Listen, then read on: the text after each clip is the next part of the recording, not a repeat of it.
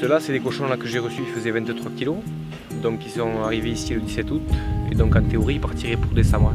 Donc ça fait quasiment 4 mois d'engraissement. On part sur un nombre de porcs par an à l'année qui est de 1200. Mais à Berry surtout, ce qui m'a plu, c'est que bon, j'avais la possibilité de faire du porc plein air, ce qui m'importait beaucoup.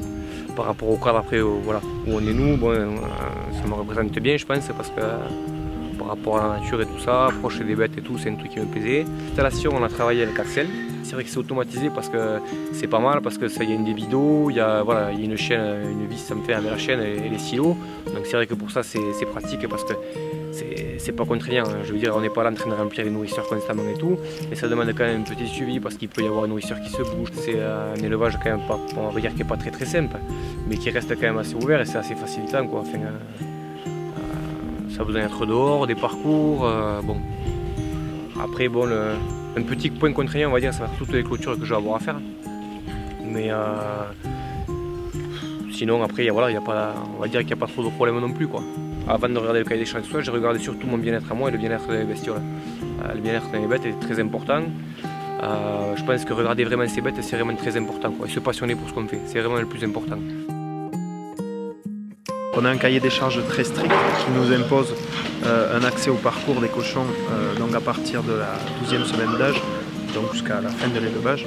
Donc c'est-à-dire que ce sont des animaux qui vont passer presque 5 mois sur parcours.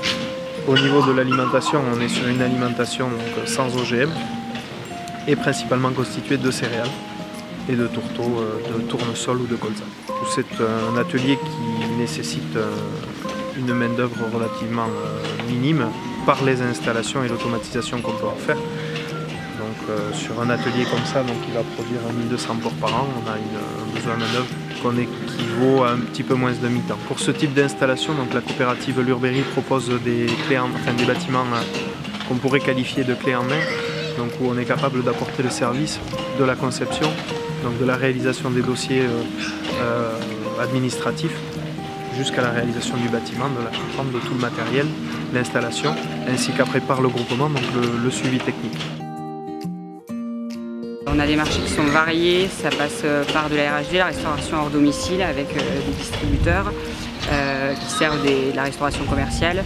C'est aussi des industriels, également la boucherie artisanale et même en GMS, donc grande et moyenne surface, sur les rayons traditionnels principalement. Aujourd'hui, il y a quand même une forte demande, que ce soit de nos clients et donc de leurs clients à eux, donc les consommateurs, sur des produits de qualité. L'aspect local est vraiment sollicité par les consommateurs et l'aspect bien-être animal est très important aujourd'hui.